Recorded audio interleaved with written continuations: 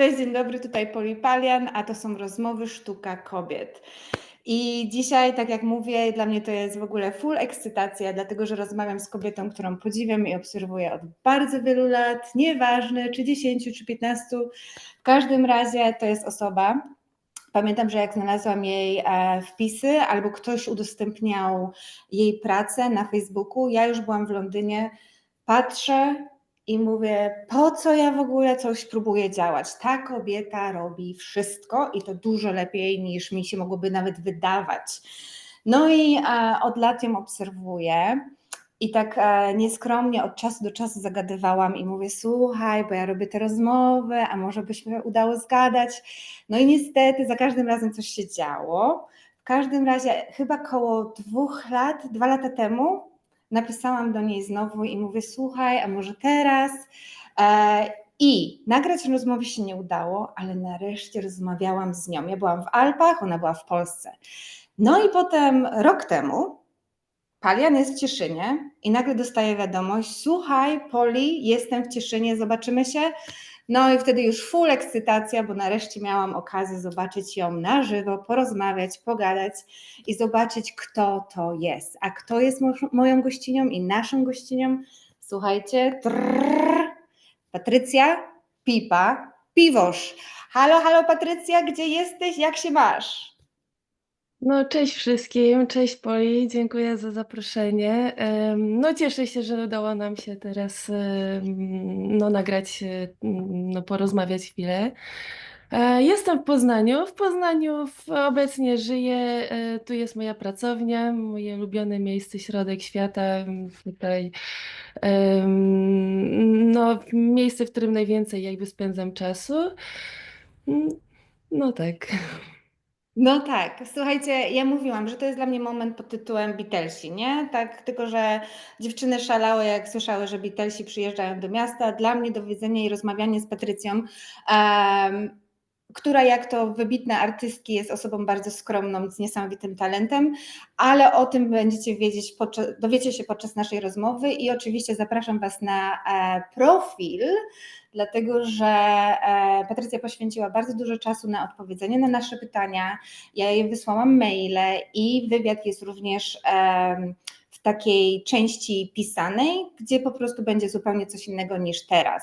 Chociaż będę chciała nawiązać do kilku rzeczy. Natomiast zaczniemy od tego, co myślę, że jest bardzo interesujące dla bardzo wielu osób i zastanawiam się właściwie, czy nie będziemy za bardzo za to cenzurowane. Czyli to jest Patrycja Pipa Piwosz. Patrycjo, proszę, powiedz nam, o co chodzi z tą pipą? No, a dlaczego cenzurowane? No to jest właśnie bardzo ciekawe, wiesz? Znaczy w ogóle geneza powstania tego nickname to nie jest aż taka ciekawa, bo tak naprawdę to wymyślił mój mąż, skrót od Piwosz Patrycja, tak? Bo ja w ogóle podpisuję się najpierw nazwiskiem, później imieniem. Mhm. I to już się tak naturalnie zrobiło, że jest Pipa, Piwosz Patrycja. I pipa jest fajna, bo jest chwytliwa, krótka, międzynarodowa, łatwo zapamiętywana, więc uważam, że jest po prostu idealnym nickname, no takim pseudonimem artystycznym, zwłaszcza, że no ja jestem kobietą stuprocentową. Wszystko pasuje i nawet nie zdawaliśmy sobie, no i to było też trochę takie, wiesz, znaczy pipa powstała z radości, o tak bym powiedziała. A to, jak Tak, fajnie.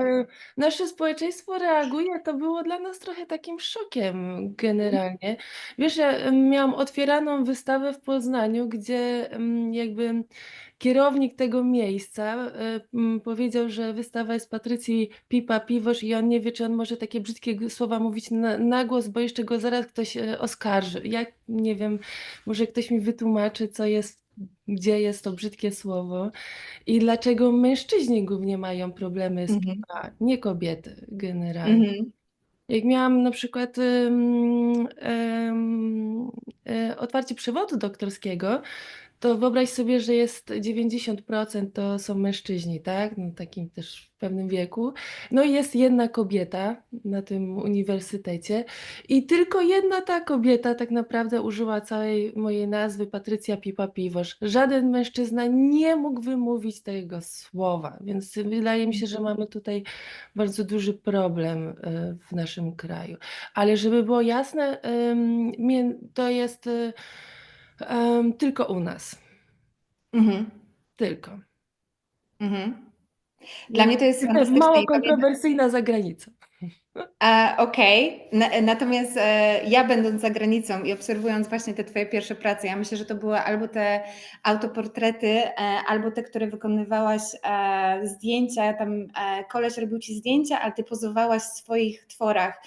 To są jedne z twoich chyba najstarszych prac.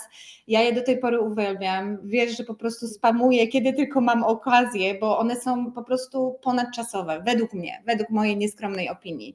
W związku z tym pamiętam, że właśnie jak się nimi zachwycałam i twoimi umiejętnościami, to jak jeszcze zobaczyłam właśnie tą twoją ksywę, to już po prostu eksplodował mi mózg. Mówię, nie, ta laska jest niesamowita i po prostu fullowe. Od początku totalnie fullowe. Pomyślałam sobie, że wiesz, że jeżeli jest osoba w Polsce, z której ja za przeproszeniem uciekałam, która czuje się na tyle komfortowo, żeby dać się tak nazywać, bo wiesz, to, że faceci mają z tym problem. Ja do tej pory nie wiedziałam i pierwszy raz, jak rozmawiałyśmy przez telefon, to chyba się też ciebie zapytałam, czy ja mam się do ciebie zwracać Pipo czy Patrycja?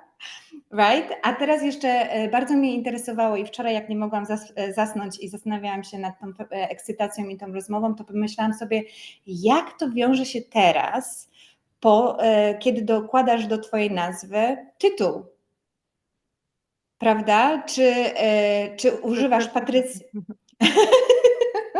Doktor Pipa. Czy używasz Patrycja Pipa Piwosz?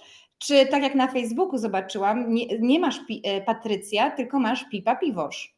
Jak Tak, to ja w ogóle wygląda? bardzo Jak lubię, jak zamiast Patrycji wolę Pipal generalnie. Okej. Tylko, że bez odmiany, tak jak w języku angielskim. No pipa to pipa, zawsze jest tak samo. Dla mnie Jest to jest rewelacja. krótko, Jestem ciekawa, myślę. jak ludzie na to zareagują, jak będą się do ciebie zwracać w komentarzach. Mm, Wiesz co, ludzie bardzo różnie reagują, więc myślę, że to jest po prostu jakby obraz w nich, tak? Mhm. Dla niektórych to nie ma żadnego problemu, dla niektórych jest to nawet tak, wiesz co, ja uważam, że w tej, jak mówią nawet Pipa, to jest więcej czułości niż jak mówią Patrycja. Bardzo cenię Mhm. to. Ale nie ma szansy, żeby no, oprócz mojego męża, żeby mężczyzna tak powiedział. To artysta najbardziej nawet taki progresywny to nie przejdzie. Póki co, teraz w tym momencie. Okej, no to zobaczymy, Mhm. jak będzie po tej rozmowie. Teraz, jak słyszeliście, mamy przyzwolenie, wręcz zaproszenie do tego, żeby używać pipa i nie odmieniamy. No to tak, no to już tą podstawową rzecz mamy rozwiązaną, wyjaśnioną. To teraz dla osób dużymi literami, powoli, dla takich ludzi, którzy może ze sztuką nie są na co dzień, powiedz nam proszę, czym ty się zajmujesz? Jestem artystką wizualną. Em, No tak, to jest też bardzo ciekawe, bo jak ktokolwiek pyta się na przykład mojego męża, czym się zajmuje twoja żona, on mówi, że jest artystką, to oni się pytają, a co maluje? Moi drodzy, ja nie maluję, chociaż może bym chciała, ale nie maluję. Trochę brakuje mi czasu w życiu, żeby malować, ale robię wszystko inne i uwielbiam po prostu sztukę współczesną, dlatego że jakby tylko my jesteśmy swoim ograniczeniem w tym, czym się zajmujemy. Ja głównie projektuję i buduję i szyję takie obiekty interaktywne. Ja je nazywam obiektami aktywnymi, to znaczy to są takie przestrzenne formy, które które zmieniają się pod wpływem jakby spotkania z odbiorcą. Czyli obiekt sam w sobie jest rzeczywiście tylko przedmiotem, ale jakby nabiera takich jednostkowych wartości, kiedy spotyka się z tym człowiekiem, tak? Czyli obiekt plus człowiek równa się całość. I ja to nazywam po prostu budowaniem czujących struktur, czyli kiedy myślę o sztuce, to myślę o wszystkim, ym, o tym, o tej rzeczy w przestrzeni, którą zrobię, o tym, że ta rzecz w przestrzeni musi się spotkać z tym człowiekiem, bo ten człowiek jest jakby uzupełnieniem tego obiektu. Wszystko jakby wpływa na to, jak postrzegamy siebie i sztukę w danym miejscu. Ja przepraszam, ja tak nie umiem powiedzieć krótko i zwięźle. Zaczynam się bardzo Ja uważam, denerwować, że jest fantastycznie. Ja płynę, ludzie płyną z kiedy nami. o tym opowiadam. Może tak jaśniej.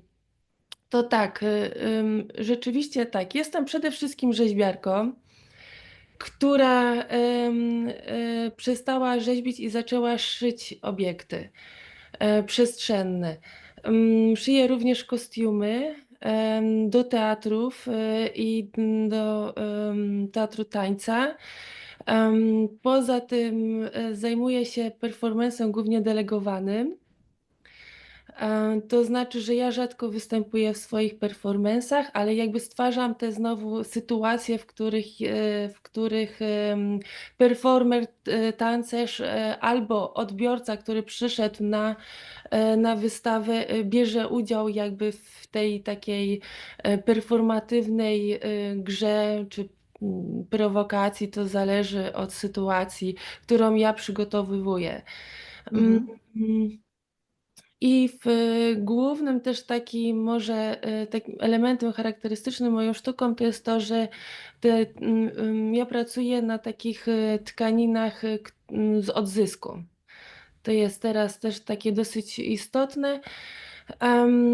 I już bardzo oczywiście bardzo jestem zafascynowana wszystkim, co jest dotykowe, bo jestem rzeźbiarką, czyli eksperymentuję z łączeniem różnych materiałów i silikon z tkaniną i tkanina z ceramiką, ale głównie już jakby idę w tym kierunku, żeby przetwarzać to, co już jest jakby bezużyteczne, na rzecz stworzenia nowej wartości, bo myślę, że to jest po prostu bardzo ważne teraz Mhm. w naszym obecnych czasach. Tak, to tak krótko. Excellent. A mnie pierwsze pytanie, które przyszło do głowy, to jest pozyskiwanie materiałów. Jakie pozyskujesz? Mm, Czy to jest tajemnica zawodowa, Trochę czy... jest to tajemnica zawodowa, tak, Okej, tak, tak. okej, w takim E, razie szanuję.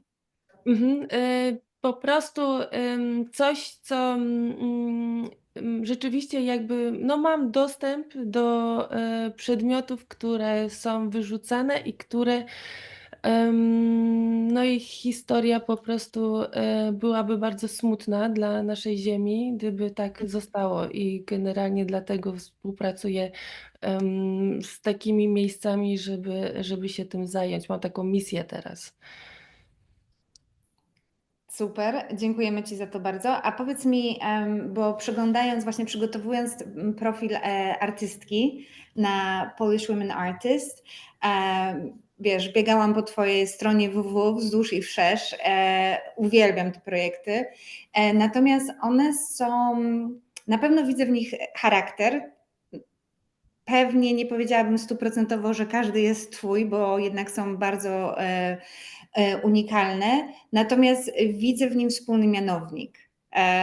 I zastanawiam się, ponieważ te bardziej zróżnicowane pokazują, jak bardzo wszechstronne są Twoje umiejętności i Twoja wyobraźnia, i zastanawiam się, w jaki sposób, czy jest reguła na przykład, do jakich projektów nawiązujesz współpracę z innymi ludźmi, czyli czy na przykład ty masz pomysł i szukasz grupy, czy jest to w drugą stronę, ktoś zgłasza się do ciebie i daje ci na przykład pole manewru, czy może jest to mieszane? Jak to wygląda między tym, co ty tworzysz i tym na przykład, co tworzysz dla teatrów, jak powiedziałaś, teatru tańca?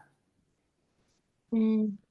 To tak, na pewno dla mnie wszystko, co jest związane ze sztuką i teatrem czy tańcem, musi być no, takie adekwatne, musi być bliskie mi, tak? Czyli to nie jest moja praca. Ja nie przyjmę jakby taki, że tak powiem, zlecenia na wykonanie scenografii czy kostiumu do teatru czy teatru tańca, jeżeli to nie pokrywa się w ogóle z moją wrażliwością, z moimi zainteresowaniami, moim takim światopoglądem.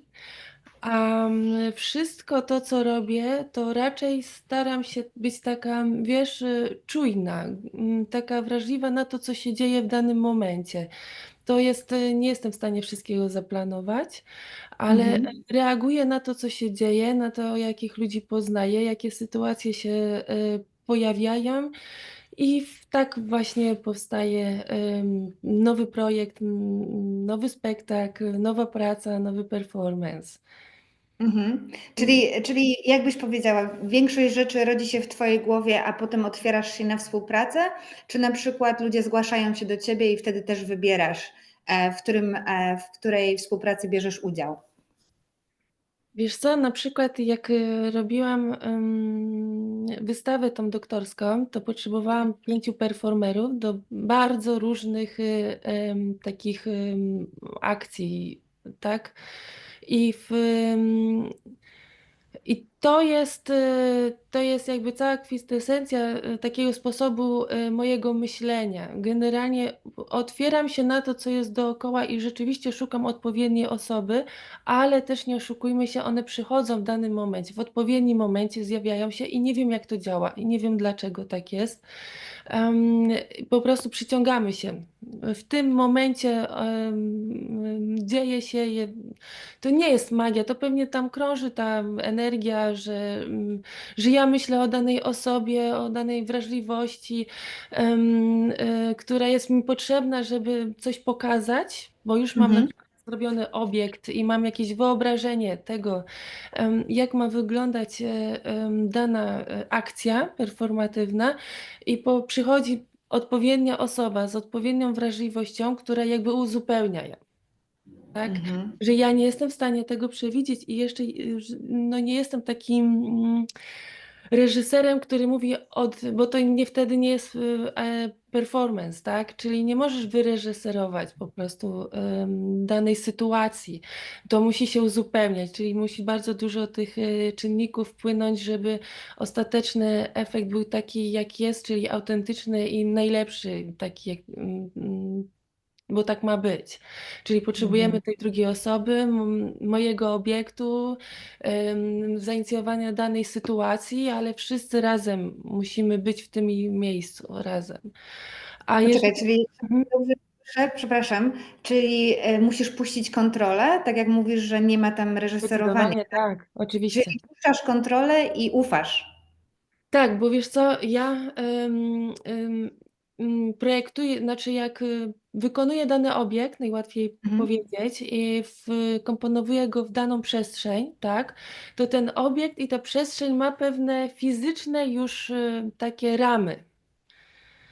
I to jest pewien rodzaj scenariusza. Jakby ten charakter, ta fizyczność danej sytuacji, danego przedmiotu już jest tym scenariuszem, tak? Ale Mhm. jakby działania tego performera wkomponowują się w to tak jak nasze ciało, no jest, jednak nie każdy z nas będzie super koszykarzem, tak? Ale może być utalentowanym malarzem. To jest coś takiego. Mhm. Nie każdy zrobi wszystko z tą fizycznością, tą materią w danej przestrzeni. Więc jakby trzeba znajdować tych mocnych stron i szukać takiego porozumienia. Co ja mogę zrobić z tobą w tym momencie, z tobą, czyli z tym obiektem, tak? Mhm. Tak mniej Mhm. więcej działa. A pamiętasz, co chciałaś dodać? Bo ci trochę przerwałam, przepraszam. Chciałam dodać, że jeżeli chodzi o te, prace, już, teatralno-taneczne, które są bardzo ciekawe, to jednak jest to zasada współpracy jakby ja reżyserka, choreografka. Tylko tyle, tylko że po prostu, ja wiem, czy dam radę, pracować przy danym projekcie, czy nie, bo musi być Mhm. rzeczywiście no, bardzo jest to dla mnie ważne, żeby być autentycznym w tym, co się robi. Czyli nie wezmę Ale każdego zlecenia, tak? a właśnie, bo powiedziałaś na przykład coś, co mnie bardzo zaintrygowało, że to nie jest twoja praca. A Czyli mhm. to takie trochę wyciągnięte z kontekstu i trochę nawiązuje też do tego pytania, które ci nadałam, tej wersji pisanej, bo bardzo dużo kobiet, które wiesz, są A, w kontakcie ze sztuką kobiet, często gęsto mówią, że na przykład ich kreatywność, ich twórczość nie płaci za rachunki, tak? I w tym momencie słucham ciebie i użyłaś takiego, że jesteś selektywna, bo to nie jest twoja praca. I chciałam cię zapytać, czyli jak na to patrzysz? Czyli ta twoja twórczość dla tych performance'ów i do tych teatrów to nie jest praca? Jak to wygląda? no nie jest, znaczy do tych, no jestem selektywna, rzeczywiście. Jeżeli chciałabym, zrobić najlepiej, jak potrafię, zrealizować po prostu, no nie wiem, scenografię czy kostium do spektaklu, to jednak muszę być selektywna, żeby to było dobre. Mhm. Em, czyli, nie traktuję tego, że każde zlecenie, to jest mój chleb. Mhm. Tak, każde zlecenie, to jest również, zastrzyk, pieniędzy, to jest ciekawe doświadczenie, ale no muszę być w tym, muszę czuć, że to, co robię, to jest to, żeby ja się podpisuję pod to jako najlepsza forma, co mogę zrobić, to no wiesz, jakbym miała zlecenie, że mam uszyć, suknie barokowe do opery, no nie podjęłabym się tego, bo to mnie to zupełnie nie interesuje, więc jestem selektywna, żeby to było jak najlepszą wersją mnie, tak? Ale, Mhm. wracając do twojego tak ładnie, wkomponowanego pytania, to oczywiście mam pracę, która przynosi mi taki stały dochód. Okej. Mhm. Słuchaj, wchodzimy tutaj na takie głębokie wody i oczywiście jeszcze raz podkreślę, z szacunkiem totalnie do tajemnic zawodowych, to sama wiesz, ile chcesz uchylić rąbka tak zwanych tajemnic. Natomiast wydaje mi się, albo raczej wiem na bazie moich doświadczeń w Londynie, ale też rozmawianie z artystkami, często emigrantkami, jest ten taki duży problem. Na przykład jak kobiety mają pracę, która im ma właśnie dać tak zwany dochód. I często gęsto na przykład sama borykałam się z tym. Wiesz, nawet, że ktoś mi mówił, że moda to nie jest praca, to jest hobby i mam znaleźć porządną pracę, mam nie tracić życia i tak dalej, i tak dalej.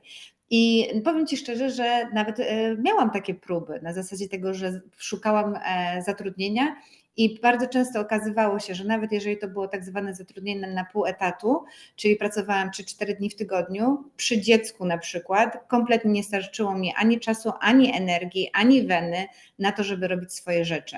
Czyli jak udaje Ci się znaleźć balans pomiędzy pracą tak zwaną zarobkową, jeżeli mogę to tak nazwać, a tworzeniem? No widzisz, Pali, to jest bardzo ciekawe, bo ja uważam, że szkoda naszego tak naprawdę czasu na taką pracę zarobkową, czyli generalnie każdy powinien, to jest takie trochę idealistyczne, ale no tak jest, każdy powinien robić to, w czym jest najlepszy. I też, jest to gigantyczny problem, bo widzę, jak, naprawdę niesamowite aktorki, tak, czy nawet reżyserki, projektantki, artystki, cały czas jakby, nie mają nie mogą w 100% swojego potencjału potencjału wykorzystywać, bo jest problem właśnie, że brakuje stałej pracy i muszą szukać jakby innego. Albo stałego dochodu.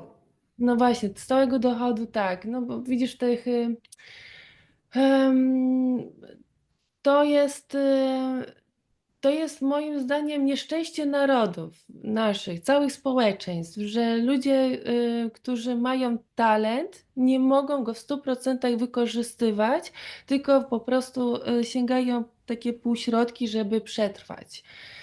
I Mhm. no, to jest jakby w interesie nas wszystkich, żeby jakby pielęgnować te osoby utalentowane i dać im możliwość do rozwoju, no wiesz, no to jest coś niezwykłego generalnie, nie? Że masz talent i jesteś dobry w tym, czym jesteś i możesz to robić. Więc cały czas jakby się tego nie docenia, nie wiadomo dlaczego, a się super przecenia na przykład sztuczną inteligencję. To jest zawsze jakby jak idziemy nie w tym kierunku, co trzeba, nie? Że jakby ym, tak, wracając do twojego, pytania, moja praca trochę się pokrywa z tym, z moimi zainteresowaniami, ale zabiera bardzo dużo czasu i energii. I, już doszłam ja jestem pracocholikiem i rzeczywiście generalnie, cały dzień pracowałam, załóżmy zarobkowo, a potem z północy pracowałam, przy projektach, przy spektaklach, przygotowując, swoje, no nie wiem, czy doktorat, tak, swoją, kolejną wystawę. I to było okej do momentu, kiedy się okazało, że już nie mam tyle sił. Na przykład, Mm. tak, i to jestem w tym momencie teraz, totalnego kryzysu, że no tak się nie da żyć po prostu, no tyle pracować. Znaczy super by było, uwielbiam pracować, ale jednak moje ciało mówi, że już chyba nie, że muszę się Mhm. zdecydować. Mhm. I planuję zrezygnować ze takiej stałej pracy zarobkowej i wszyscy, całe moje środowisko takie artystyczne jest przerażone, bo mówi, że oni wszyscy szukają pracy, ja mam pracę i chcę z niej zrezygnować. Traktują Mm. mnie, jakbym była jakaś obłąkana. No Mhm. taki trochę mamy, no Strach tak. społeczeństwa. Strach? No strach, wiesz, no dlaczego, no nie rozumiem też, dlaczego musimy aż tyle pracować. Po co? No to też jest moim zdaniem zła konstrukcja po prostu, taka społeczna. Nie wiem jak będzie, nie mogę nic mądrego powiedzieć na ten temat. Uważam, że jednak powinniśmy się głównie skupiać na tym, co robimy najlepiej, Mhm. ale każdy musi znaleźć swój sposób na to. Mhm. Tak, ale tak. No Wiesz, takie ja 3,5 dnia trenuję pracy. tutaj 3,5 nowy dnia. sposób rozmów, czyli staram się nie przerywać, ale po prostu non stop bym klaskała. Zgadzam się z Tobą w 100%. Mało tego, chciałam się z Tobą podzielić taką małą dygresją właśnie na bazie mojego doświadczenia takiego tu i teraz, bo jak wiesz albo nie wiesz, jestem w rozjazdach, ale między innymi jestem, by the way, dzisiaj nagrywam z Budapesztu, ale na przykład większość czasu zarobkowego spędzam w Austrii i pracuję, słuchaj, z młodymi ludźmi, bardzo młodymi, bo przedział jest pomiędzy 12, teraz nawet mieliśmy takich starszych 17, 18 i jeden 19-latek, to już w ogóle, wiesz, pracuje z dorosłą osobą, ale do czego piję? Chcę powiedzieć o tym, co mnie bardzo uderzyło. Na samym początku, 3 lata temu, jak zaczęłam robić te wyjazdy, to wiesz, ja w ogóle będę rozmawiać z dziećmi o ich pasjach, oni będą mi mówić o swoich marzeniach, będzie cudownie. Oczywiście jak wpadłam i zobaczyłam tych 11, 12, co ty tu robisz, po co ty tu jesteś? I inne takie, to mi szybko przeszło. W ogóle wytłumaczenie nastolatkom, co to jest pasja, to już w ogóle, już była totalna porażka. Hobby jeszcze kumają, ale już pasja to nie za bardzo. Mówię, okej, więc po 3 latach trochę zmieniłam swoje podejście i co jakiś czas, nie wiem, co kilka wiosek znajduje się nareszcie osoba, która interesuje się sztuką. Ale wiesz, to są rodzynki, to wiesz, igła w stogu siana. No i jak znajduję tą osobę i rozmawiamy, ja lubię robić taki projekt, na przykład Design Your Future, zaprojektuj swoją przyszłość, nie? Bo mam z nimi rozmawiać po angielsku. No i mówię, wyobraź sobie, 12-latka, mówię, wyobraź sobie, jak masz 25, 26, 7, 8 lat, także już skończyłaś edukację, co robisz? Masz swoją pierwszą pracę, masz swój pierwszy dom, gdzie chcesz mieszkać i tak dalej, i tak dalej. Pipa, nie było jednej osoby przez te 3 lata mojego doświadczenia i robienia tych ćwiczeń i podobnych, która by powiedziała, interesuję się sztuką, będę artystką, będę artystą. Już 11-12-latki w Austrii mówią mi, jakby to było coś podstawowego i w ogóle o co mi chodzi, że ze sztuki nie da się żyć. Jest to szokujące dla mnie, że nawet w takim kraju, ja na Austrię patrzę jako kraj bardzo wygodny, nawet na wsiach, gdzie spędzam bardzo dużo czasu, widzę, że stopa życiowa jest na bardzo wygodnym poziomie. Oni oczywiście na to tak nie patrzą, no ale trudno jest im oceniać, skoro takie 12-latki to mało jeszcze widziały i jeździły. Ja natomiast z mojego doświadczenia podróży, no powiem Ci, że mogłabym mieszkać bez problemu na austriackiej wsi. No ale teraz wracamy do tej sztuki. Jeżeli dzieci teraz w roku 2025 już jako wczesne nastolatki powtarzają coś, no najprawdopodobniej usłyszały to skądś, tak? To zastanawiam się, jak jest to możliwe, że ty masz to w sobie i wiesz, z czym ja się zgadzam, że powinniśmy żyć wykorzystując nasze talenty. A tak zwana obfitość, ja to nazywam obfitością, przychodzi. To, co ma być zapłacone, będzie zapłacone. I zastanawiam się, nieważne czy ja tu miałam sobie, jak mieszkałam jeszcze w Polsce, czy nie, ale moje podejście do Polaków, o Polsce jest właśnie takie, że ludzie też myślą, że ze sztuki nie da się żyć. Jak powiedziałam mojemu staremu, że chcę iść na ESP, nie poszłam w końcu, to powiedział mi, że mam za sobą głowę, bo artyści to tylko piją i są biedni. To wiesz, lata 90. w Polsce, nie? Więc zastanawiam się, czy miałaś takie wsparcie, czy miałaś takie przekonanie w sobie? Jak w ogóle wybrałaś tą ścieżkę artystyczną? Wiesz co, teraz jak ciebie słucham, to jestem już fajna rozmowa generalnie, bo tak dałaś mi taką siłę, że jednak artyści no, mają jeszcze jakąś dodatkową moc, nie wiadomo skąd, która daje im to jak to wytłumaczyć? Jak wytłumaczyć twoim nastolatkom, tak, że ludzie, którzy no, wchodzą załóżmy do pracy, mają dzieci, rodziny, jeszcze po tej pracy dodatkowo, zamiast oglądać telewizji, dodatkowo jeszcze pracują nad czymś, co nie daje im takiej korzyści namacalnej, tak, w postaci tych, nie wiem, pieniędzy i sukcesów, poświęcają swój czas, cały czas coś wymyślają i wierzą w to, co robią.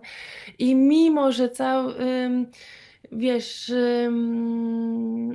nie dostają tyle lajków na przykład na Instagramie, co koleżanka, która, no nie wiem, zrobiła ładny uśmiech, tak, dokładnie. Nie chciałam tak powiedzieć. Pokazała te swoje atuty? A, a cały czas coś powolutku w tym kierunku kreują, wbrew tej narracji. Może to jest po prostu jakaś taki wynik takiej narracji ludzi, którzy nigdy nie czuli tej pasji, tej potrzeby, tego uczucia czegoś więcej i z tej zazdrości powtarzają to, że nie da się z tego żyć i wiesz, nie warto, to nie jest tyle warte. Może to jest po prostu pewna narracja takiej zazdrości, która ma jakby nas jakoś ukierunkować. No bo jak to inaczej wytłumaczyć? Generalnie w Austrii to jest, no nie oszukujmy się, jakby no, ludzie wydają bardzo dużo pieniędzy na rzeczy, które nie potrzebują, a uważają, że nie mają pieniędzy na sztukę, bo co? Bo jej nie potrzebują, bo jeszcze nie wiedzą, że jej potrzebują. Czyli to jest jakby pewien rodzaj takiej chorej narracji. Mhm. Nie oszukujmy się, możemy to zmieniać, ale jednak edukacja jest najważniejsza, czyli jeżeli 13-latek już nie wierzy w to, że sztuka zmienia świat, a zmienia świat i zmienia nasze jednostkowe życie i zmienia po prostu no, całe społeczności, no to znaczy, że jest jakaś już zła propaganda od początku, albo właściwie Mhm. brakuje tej propagandy od wczesnych lat. Jak to trochę jest tak jak no dużo tu wątków się pojawia. Ja też wychowałam się, na przykład z taką narracją podstawówka i liceum, to cały czas mi powtarzali, że dziewczyna ma się pilnować, że chłopakowi wszystko wolno, Mhm. że dziewczyna ma gorzej w życiu, że ojcowie płaczą, jak się córki rodzą. Cały czas miałam to powtarzane, wiesz, jakby i tak samo może być po prostu też z tą sztuką, że wiesz, jakby teraz jest wojna, nie potrzebujemy jej, później nie potrzebujemy, bo potrzebujemy, no rozumiesz, że to spychanie artystów na jakiś margines społeczny. Moi znajomi artyści w ogóle nie nadużywają alkoholu, bo nie mają na to czasu. Bo cały czas piszą wnioski, cały czas pracują, po pracy przygotowują kolejne projekty, nie mają czasu na takie, wiesz, no libacje. Zresztą artyści w ogóle wizualni są bardzo dobrze zorganizowani, wbrew pozorom. I dużo pracują i nikt tak naprawdę im dobrze za to nie płaci. Tak więc jednak Mhm. trzeba być bardzo dobrze zorganizowanym, żeby codziennie sprawdzać, co się dzieje, żeby odpowiadać na maile. No to jest szukać tych grantów, tak? I piszesz, no co, 50 wniosków, jeden może będzie pozytywnie rozpatrzony, a ty cały czas to robisz, tak? I no, to jest po prostu cały czas jakaś chora narracja. Mhm. I przekonania, nam się tylko wszystko wydaje. E, To też nawiązuje do tego, co rozmawiałyśmy z Anią Jarosz w naszej ostatniej rozmowie i Ania, jak mantrę tam przewijało się, kto tworzy sztukę, albo na przykład kto tworzy artystę i jak to się dzieje, że wystawa jest. Ona, wiesz, wyobraź sobie na przykład Cieszyn, tak? Gdzie rozmawiałyśmy właśnie o pierwszych wystawach Ani w Cieszynie, z którego pochodzi. I ludzie, wiesz, coś tam o niej słyszą, coś tam się dzieje i nagle bum, jest wystawa. Ona nie powstała w ciągu jednego dnia. Tak jak mówisz, artystki i osoby związane ze sztuką, z kreatywnością wiedzą, że to jest bardzo dużo pracy. Bardzo mnie też zaintrygowało to, co powiedziałaś odnośnie organizacji, bo wczoraj była anniversary, rocznica, poczekaj, która? 2013, 2012, czyli 13. rocznica babskiego Londynu, pierwszego babskiego spędu w Londynie. I wiesz, ogarniam te posty, szukam w ogóle jakichś starych zdjęć, bo mój profil na Facebooku, ten, który wtedy był, nie ma już go, ale to inna historia, nieważne, więc potraciłam bardzo dużo materiałów, nie? Więc oczywiście dostałam natchnienia wieczorem i szukam, wertuję, wszystko co mogę. Babski Londyn, starą grupę. I nagle zobaczyłam, wiesz, to wydarzenie pomogła mi organizować ogromna rzesza ludzi. A jednocześnie ja byłam tą koordynatorką. Patrząc na samą listę osób, które były zaangażowane, się zmęczyłam. I się zastanawiałam, jak to jest możliwe. I napisałam w takim poście, wiesz, tam bardziej prywatnym, skąd ja w ogóle miałam na to tyle energii, jednocześnie będąc na emigracji, jednocześnie działając jako projektantka ubioru, mając samozatrudnienie i wychowując dziecko. Wiesz, nie wiem, czy to jest ten wiek, czy może mi już przeszło, może już nie muszę nikomu nic udowadniać. W każdym razie koordynowanie, nie wiem, tam było 30 czy 40 osób. Teraz wydaje mi się jako coś bardzo męczącego. By the way, bardzo pozdrawiam te wszystkie osoby i dziękuję Wam. Jest dalej jedno z najpiękniejszych wspomnień mojego życia, a przede wszystkim w Londynie. I zrobiłyśmy kawał świetnej, świetnej roboty. Natomiast tu, gdzie jestem teraz, nie wyobrażam sobie zrobienia niczego podobnego. W związku z tym, teraz jak powiedziałaś, że artyści, artystki wizualne są bardzo zorganizowane, wydaje mi się, że to jest 100% prawdy. Zwłaszcza jeżeli patrzy się nie tylko. Wróćmy do malarstwa, ok? Bo to chyba jest najłatwiejsze dla osób, które nie są związane ze sztuką. Jest artystką, co maluje, tak? Tak powiedziałaś, że męża się pytają. Mi się wydaje, jak patrzę na Instagram i na te inne media społecznościowe, że sytuacja wygląda następująco. Ludzie sobie widzą jakiś tam obrazek, zdjęcie obrazka i wyobrażają sobie, że wstaje taka rano, może się napije kawy, bierze pędzel, czeka na wenę i maluje. Tak mi się wydaje, że ludzie myślą, że artyści żyją. Nie wiem, chciałabym, chyba zrobię sondę. Zrobię sondę. Jak wygląda życie artysty? Żeby ludzie wiedzieli, ile czasu tak na dobrą sprawę poświęca się na tak zwaną administrację, bo to chyba o tym mówimy. Trzeba być bardzo zorganizowanym z papierologią, prawda? Wiesz co, tak, administracja to jest, no, olbrzymi problem, bo chcielibyśmy wstawać, pić kawę i pracować twórczo, ale no niestety, no nie, no bo nie mamy jeszcze no jako, wiesz, są artyści, którzy mają rzeczywiście całe biuro i którzy się zajmują administracją i nawet tymi technicznymi rzeczami, czyli artysta nie musi się tym zajmować. No ale to Tracy Emin mówiła, że ona ma cały w ogóle tak, budynek, w tak. którym ma swoje studio i ma asystentów na każdym innym piętrze. Tak jest, tak jest.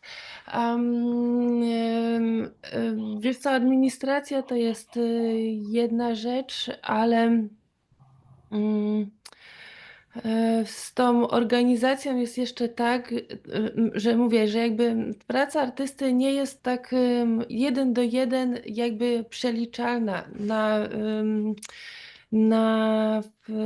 na ten profit, tak? Czyli to, że spędzasz bardzo dużo czasu, wiele godzin, czasami miesięcy, czasami lat nad jakimś projektem, to on nie przekłada się na przykład na wynagrodzenie, tak, albo na ten taki, mierzalny sukces generalnie. Bo Mhm. możesz, ja na przykład też, i pewnie nie tylko ja, dużo osób tak ma, bardzo dużo czasu poświęcam najpierw na jakiś research, tak, czyli po Mhm. prostu, dużo czytam, interesuję się bardzo różnymi rzeczami, próbuję różnych rzeczy, żeby lepiej zrozumieć mechanizmy, a ten obiekt, który jest na końcu, tak, postawiony w przestrzeni galeryjnej, to jest tak naprawdę tylko ten czubek góry lodowej, a pod tym po prostu jest taka gigantyczna, wiesz, góra. Mhm. Która łączy to wszystko, co się dzieje, to co się wydaje ciekawe, to co się teraz dzieje dookoła i zlepia na ten widzialny tylko, czubek, ten, czyli, ten po prostu, materialny, twór, wystawiany. To jest też taka rzecz. Wisienka na torcie. Wisienka na torcie też, Tak nie? jest. I tak jest też chyba w teatrze, czy nawet w tańcu, że jak my idziemy na spektakl, to nam się wydaje, że po prostu widzimy, że to jest ta Mhm. praca tych ludzi, a tak naprawdę to jest, jakiś, to jest czas, to jest docieranie się, to jest szukanie odpowiedniej tej formy. No i nie mamy takiego, przywileju jako odbiorca, wszystkiego to zrozumieć, jak Mhm. wygląda ten cały proces. Dlatego wydaje mi się, że artyści są niesamowici przez to, że mimo, że to nie jest takie 1 do 1, nagradzane, a i tak to cały czas robią. I to jest Mhm. też to jest ta, No, trzeba być upartym i konsekwentnym. To jest to. I tacy są Mhm. artyści generalnie. Uparci i konsekwentni, uparty i konsekwentny. A powiedz mi, masz swoje ulubione, rozmawiamy o procesie i zastanawiam się, czy masz tą część, która jest twoja ulubiona, albo na przykład, czy w zależności od projektu lubisz inną część, czy to jest na przykład ten właśnie research, czy to jest tworzenie, czy to są wystawy, czy jeszcze Lubię może je coś innego? wszystkie. Lubię je wszystkie, bo Mhm. na każdym etapie jestem w ogóle w jakimś innym miejscu w swoim życiu generalnie i jest to inna energia. Mhm. Chociaż powiem szczerze, że jest coś takiego jak zmęczenie materiałem. E, Jak moje też te prace są takie bardzo monotonne, że tak powiem. Wykonywanie tych obiektów, szywanie jest takie dosyć czasochłonne, monotonne, czyli przed samą wystawą to jest najgorszy moment. To mogę powiedzieć, że wszystkie są wspaniałe, oprócz tego momentu, kiedy jesteś już zmęczony tym materiałem. Halo? Woli? O, O, chyba mi przerwało. Poczekaj, przepraszam. Niestety w Budapeszcie dzisiaj internet jest bardzo średni, więc dziękuję za cierpliwość. A jeżeli są jakieś przerywy, to my na pewno wrócimy. Okej, a właśnie, szkoda, że jesteś tak daleko, bo bym ci nalała teraz herbatki. Ten śmieszny dźwięk to będzie herbatka. Poczekaj, czyli zanim przerwało, to słyszałam, wydaje mi się, że słyszałam, że powiedziałaś, że ten moment zaraz przed wystawą jest. najgorszy. O, Mhm. bo Zdecydowanie. jest trema, bo jest stres, Bo jest zwątpienie. wszystko. Jest trema, bo myślę, że też wielu artystów jest perfekcjonistami, czyli generalnie czujesz, że to nie jest tak, jak powinno być, że jeszcze nie jest to skończone, że to nie jest ta idealna forma, a już nie masz czasu na przykład, jeszcze okazuje się, tak jest bardzo często, że na przykład ja już bym wszystko chciała zmienić, a już nie mam na to możliwości. Jest panika, tak. Zazwyczaj jest bardzo dużo jakichś technicznych problemów i nie wiem, po prostu totalny kataklizm. Przed wystawą to jest najgorszy moment. A powiedz mi, jak sobie z tym radzisz? Eee,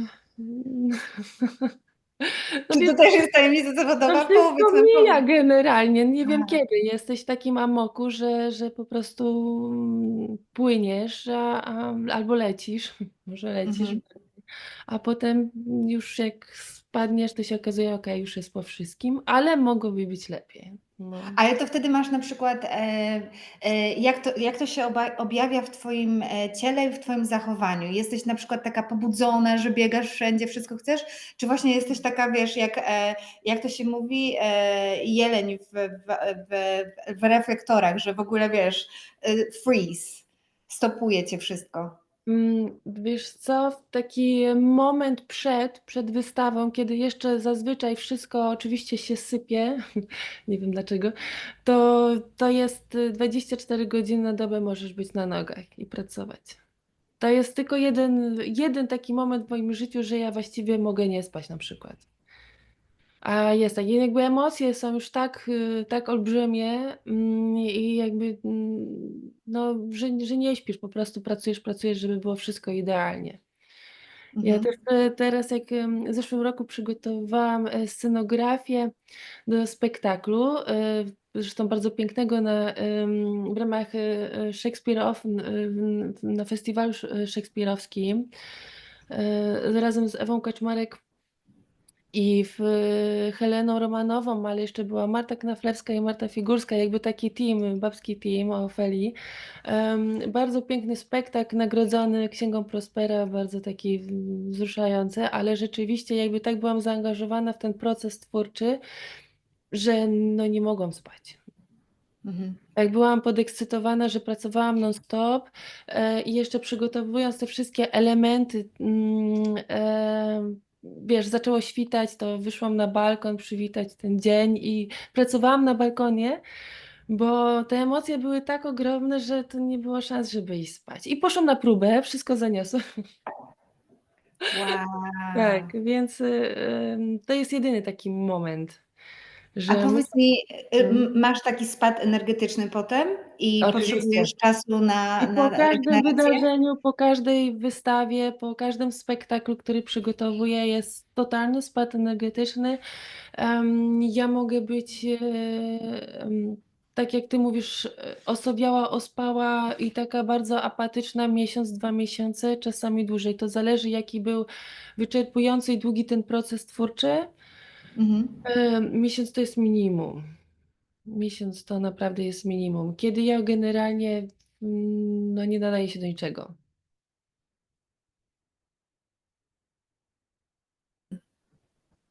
W internecie wróć, bo tutaj są ważne rozmowy. Okej, chyba jest. Halo, halo, jesteś? Jestem, ale ciebie nie widzę. Słyszę cię, ale jest ten. Ale Ale przynajmniej jest freeze w dobrej minie. Moja. Okej, to jest bardzo interesujące, co mówisz. To teraz takie pytanie ze strony technicznej, czyli potrzebujesz miesiąca, żeby dojść do siebie po projekcie artystycznym, ale czy wtedy możesz wziąć wolne od swojej pracy tak zwanej zarobkowej? Czy musisz na przykład, raczej nie. Czasami tak, ale raczej nie. czyli pomimo zmęczenia i potrzeby regeneracji, uczęszczasz do tej powinności, która Ale daje nie na mam, chleb? wiesz co, ale nie mam takich możliwości twórczych na przykład, tak? I też jakby jest spadek nastroju generalnie, bo Mhm.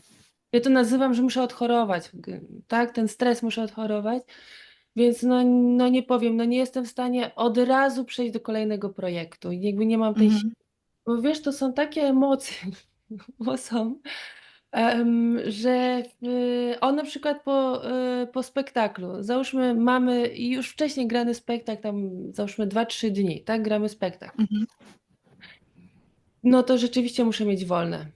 Kolejne 2-3 dni nie pójdę do pracy, bo ja nie mogę wstać z łóżka na przykład, bo muszę to po prostu Mhm. odchorować, odleżeć, przespać, nie? Że jakby te emocje tak mega wyczerpują cały organizm. Tak fizycznie nawet bym powiedziała. Mhm. Czyli ile myślisz, że byłabyś w stanie mieć takich projektów, biorąc pod uwagę, że potrzebujesz miesiąca, może nawet 2, żeby dojść do siebie, plus praca na następne. Ile rocznie jesteś w stanie zrobić takich projektów? Takich bez stresu. Nie, że musisz, tylko że Mhm. masz fajny rytm.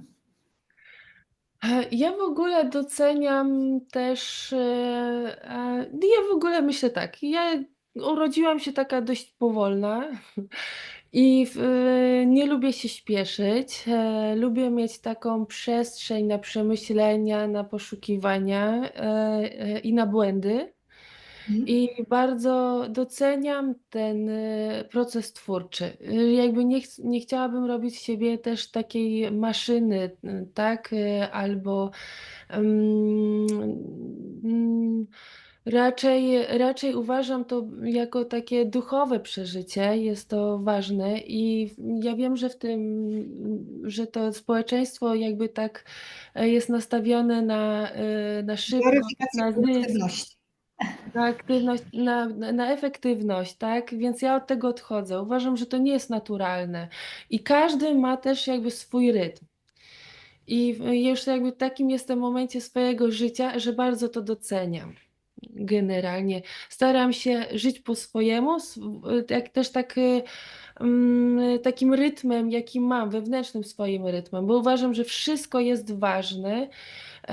I no trochę można powiedzieć, że artyści są odklejeni od rzeczywistości z jednej strony, czyli wszyscy mówią: "Masz robić tak, tak, tak", a on robi inaczej pod tym względem, bo można powiedzieć, że no przynajmniej na mnie to nie działa. Na takie kryteria współczesnego świata na mnie nie działają. 1,5 roku to jest idealny czas. Ale na przykład wyobrażam sobie, A że jeden może projekt? na jeden projekt. Wow, No, pół okej. roku teraz taki mam. Pół roku dałam sobie na takie badania, na takie, poszukiwania i eksperymenty. I tak, no 11 miesięcy na przygotowywanie, wystawy. 11, Wow. no to więcej Szkoda, że nawet. cię nie znam. jak właśnie zapieprzałam w Londynie, a potem miałam niesamowite wypalenie zawodowe i crash i po prostu się totalnie rozsypałam i musiałam z Londynu wyjechać, bo mi się wydawało, że muszę właśnie dostarczyć, wychowana na tak zwanym rat race, szczurzy wyścig, mi się wydawało, że muszę dostarczyć, nie wiem, 3, 4, 5 projektów na rok. Ledwo Ale zipiałam. to właśnie w ten sposób ja się wypaliłam, wiesz? Mm. I dlatego teraz zmieniłam jakby proces twórczy, tą taktykę. Przez to, że za dużo się działo i za dużo brałam na siebie, to tak się wypaliłam, że 3 lata nie byłam w ogóle w stanie pracować twórczo. W ogóle nic mi się nie chciało. Mm. I stwierdziłam, że jednak no to nie jest to rozwiązanie. No jakby ja mam jedno życie, ono też nie jest jakieś super pewnie długie, a chciałabym bardzo dużo rzeczy zrobić. Naprawdę uwielbiam ten wybuch pomysłów, ale trzeba jakoś podejść tak racjonalnie i tak słuchać siebie, wiesz, tak my mamy wszyscy swoje limity. No tak jak mówię, no to nie jest tak, że każdy będzie super grał w piłkę nożną albo będzie super muzykiem. Nie oszukujmy się, każdy niech robi to, w czym jest dobry i taki sposób, w takim rytmie, jak jest najlepszy dla niego, nie? Żeby sobie też krzywdy nie zrobić. Aho, święte słowa. I wiesz, że ja żyję w ogóle biografiami kobiet codziennie. Codziennie po prostu czytanie, umieszczanie, to jest moje nowe, spajne uzależnienie. Uzależnienie od mediów społecznościowych postanowiłam wykorzystać w taki sposób.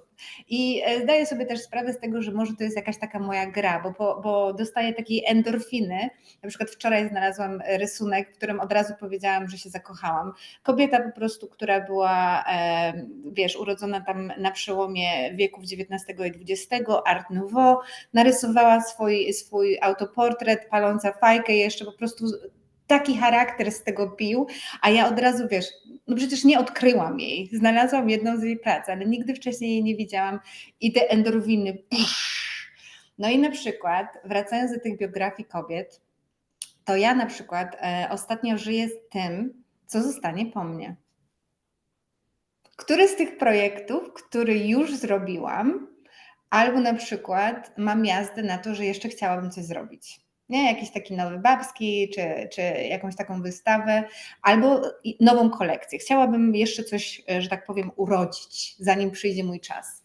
No i teraz jest takie pytanie, zanim przejdziemy bo już czas mówić o Twoim projekcie, tym, którym jesteś teraz, bo chciałabym, żebyśmy otworzyły przestrzeń na to, chciałam Cię zapytać, i to jest podchwytliwe pytanie, bo podobno z wybieraniem ulubionej pracy jest tak, jak zapytać matkę o ulubione dziecko, no ale może masz taki projekt, taką pracę, pomijając ten, nad którym pracujesz teraz, do tej pory.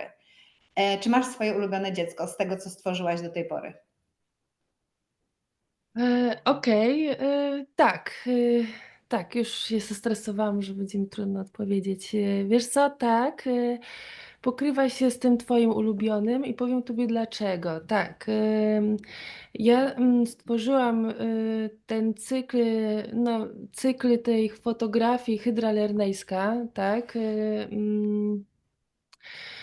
w który takich portretów, moich portretów, w których występuję w swoich pracach artystycznych albo przebrana za swoje prace artystyczne. I to jest to, co ty, Poli.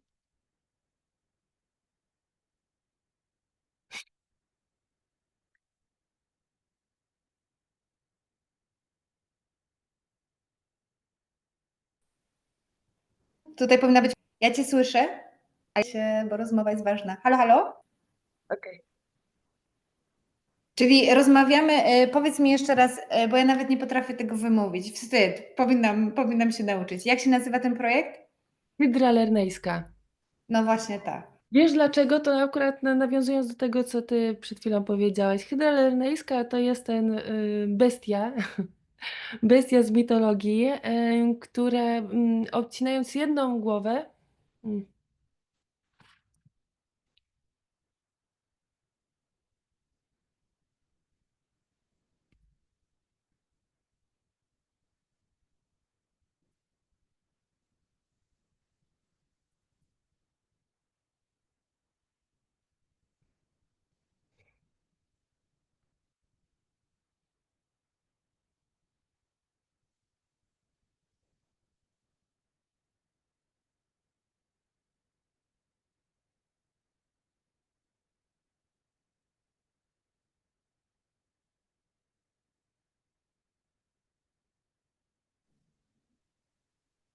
Halo, halo. Jeste Mam, w ogóle u ciebie też się zrobiło restart, czy była kontynuacja? mm, nie, nie, coś zniknęło i pojawiło się, tak. Mhm. Okej. To w najgorszym wypadku będziemy mieć, dwie wersje, czyli od początku ja się nazywam Poli Palian, to są rozmowy Sztuka Kobiet. Moją gościnią, naszą gościnią dzisiaj jest Patrycja Pipa-Piwosz. I, przed, rozłączeniem zadałam pytanie trochę podchwytliwe na zasadzie: który z twoich projektów dotychczasowych jest twoim ulubionym? I odpowiedź jest? Hydra lernejska. To ten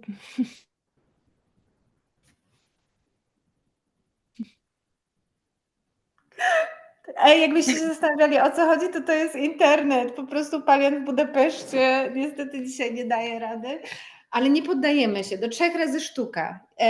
Więc o co chodzi z tą hydrą? Hydra to była postać mitologiczna.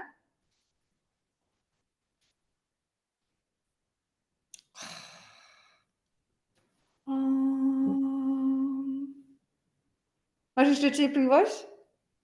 Please, please, no, please. uwielbiam hydrę, chciałabym skończyć o hydrze akurat. Hydra w mitologii. O co chodzi z tą hydrą? Dlaczego nam nie daje nagrać hydry? Ale popatrz, do tej pory było dobrze i chcemy Mhm, mówić o tej hydrze i to jest po prostu jakiś znak. O co chodzi z tą hydrą? tak. Telefoniku mój. Poczekaj, zrobimy tutaj jakieś czary mary.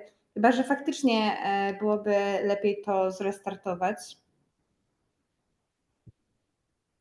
Ale Uno rzeczywiście momento. reaguję na tą hydrę. Mhm. No, mówię ci, o co chodzi. Słuchajcie, a wy koniecznie musicie zobaczyć Hydrę, czyli profil artystki zapraszam na Polish Women Artists Sztuka Kobiet. To jest na WordPressie nasz profil, nasz blog, sorry. I oczywiście strona internetowa artystki. Pipa, proszę przypomnij Państwu. Y, piwosz-patrycja.com. Tam oczywiście nie tylko hydra, wskoczycie po prostu w niesamowity gąszcz twórczości Patrycji. Jedna z rzeczy, której mi brakuje właśnie podczas naszych rozmów, ja z moim ADHD i uzależnieniem mediów społecznościowych, to bym chciała mieć, wiesz, planszę, żebyśmy teraz takie stroby robili, nie? Ale tutaj wszystko płynie, to jest rozmowa rzeka, ona sobie płynie. W związku z tym słuchajcie nas dalej, natomiast wizualnie idziecie na stronę artystki albo na WordPressa naszego. Okej, do 4 razy sztuka. Hydra.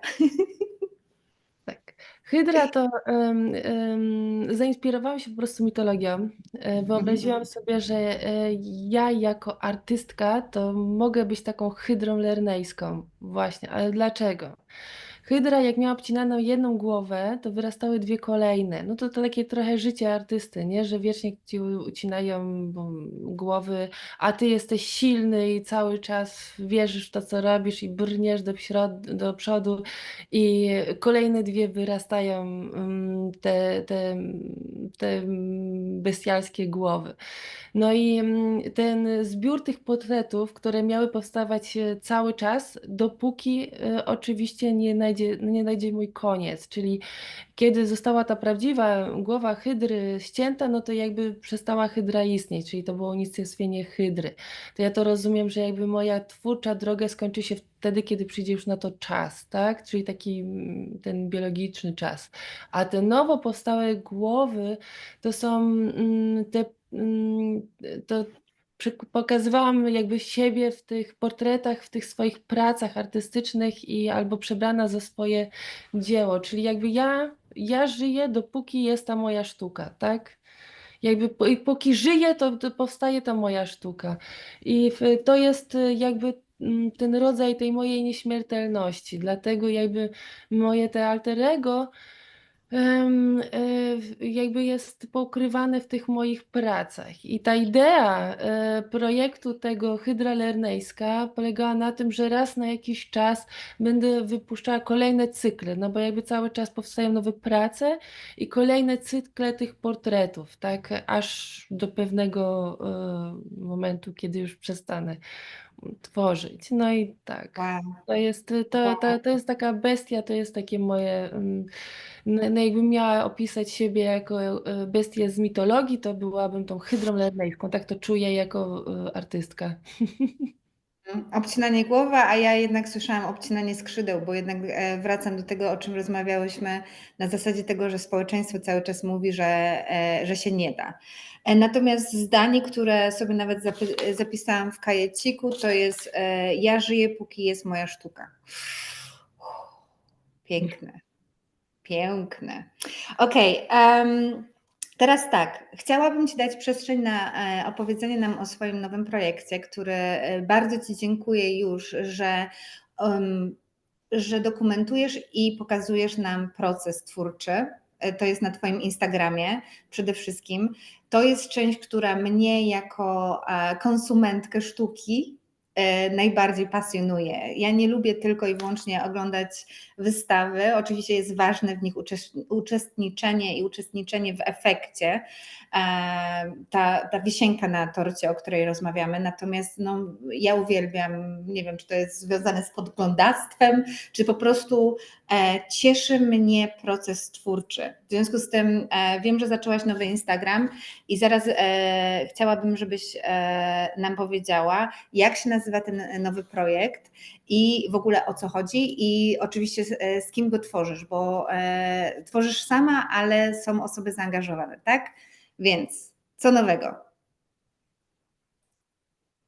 E, Cieszę się, że powiedziałaś, że to jest dla ciebie takie ekscytujące i ciekawe obserwować na tych social mediach ten proces twórczy, bo ja w ogóle nie jestem tak jakby zaprzyjaźniona z social mediami.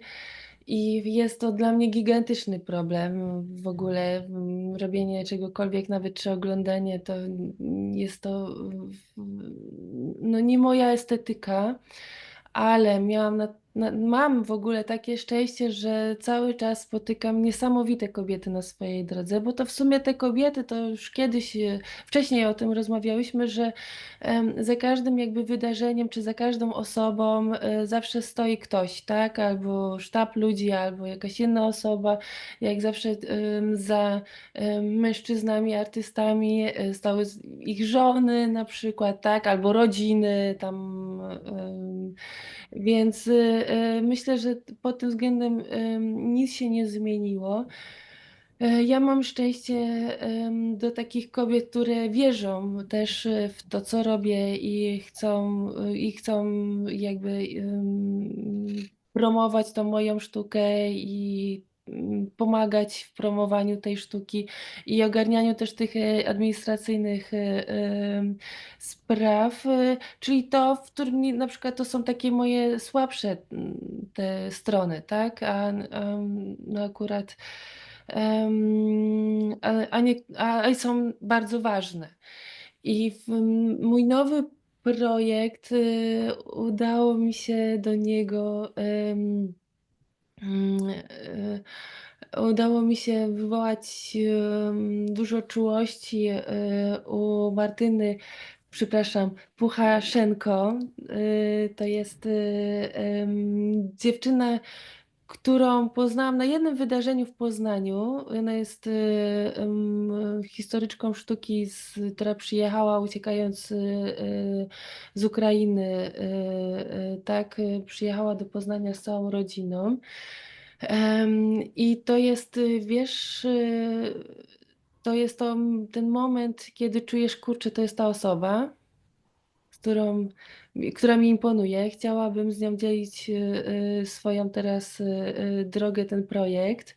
Okazała się ten mój nowy projekt, który nazwałyśmy The Autopoietic Art System. Po prostu nie chciałyśmy się zamykać tylko w jednej wystawie, tylko po prostu o takim sposobie myślenia, pracy, sztuki, o takim tym wszystkim dookoła, co się dzieje, Mhm. jak, o naszych wszystkie idee jakby chciałyśmy wrzucić w ten jeden tą nazwę, w ten projekt, i teraz, który rozwijamy i powoli To taki trochę projekt artystyczno-edukacyjny, wiesz, bo on ma taki duży też element ekologiczny, który wydaje nam się bardzo ważny. Margo jest również biolożką, nie tylko historyczką sztuki i Margo również się interesuje też recyklingiem, cyrkularnością, modą, więc jakby nasze drogi się krzyżują pod wieloma względami. Jest Mhm, mhm. fascynująco w ogóle. I ona rzeczywiście się zajmuje tymi social mediami, które tobie tak się podobają. Bardzo się cieszę. Dobra robota, bardzo Bo to dobra. jest bardzo dużo pracy. Polecam The Autopoietic Art System, tak się nazywa ten nowy profil na Instagramie. Margot bardzo dużo ciekawych rzeczy tam pisze, że jakby pod każdym zdjęciem jest taki ogrom takiej pracy też badawczej. Mhm. To polecam też to śledzić i też rozwijać, bo jesteśmy otwarte, my dopiero zaczęłyśmy na taki rozwój właśnie tego profilu z różnych stron. Tak, więc Margo jest tą stroną, tym umysłem, a ja tym sercem w tym projekcie Mhm. I poniekąd. rękoma również, tak? I Bo tam widzę, że rękoma, tam się tak. bardzo dużo dzieje. Ta praca, którą masz koło siebie, to, Tak, to jest część tego projektu? tak, oczywiście, że tak. To wiesz co, nie wiem jak to będzie w przyszłości wyglądało, ale generalnie zrobienie takiego jednego obiektu to jest bardzo dużo tej ręcznej pracy bardzo monotonnej. Mhm. I zależy mi też, może te social media trochę pomogą tak uzmysłowić ludziom, że to jest ogrom takiej żmudnej pracy, nie? Mhm. Że ten proces jest bardzo, bardzo długi. Mhm. Generalnie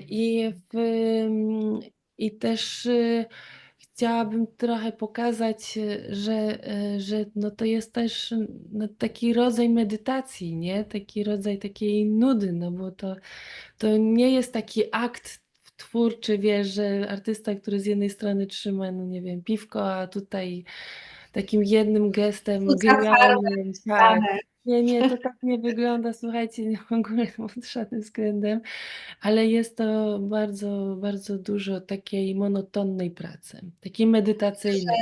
Myślę, że osoby, które zajmują się tak zwanym rękodziełem, tutaj na przykład myślę o moich koleżankach, które poznałam właśnie w Cieszynie, które zajmują się koronką i robią na drutach, albo na przykład serfenta, kobiety z serfenty, które poznałam, akurat była zamknięta, jak pukałyśmy do nich do drzwi, ale dziewczyny zajmują się wyplataniem i w ogóle wspierają rękodzieło polskie, to myślę, że takie osoby są w stanie to docenić. Na zasadzie takiej, że wiedzą, że to nie jest coś, co powstaje w ciągu godziny albo nawet kilku, prawda?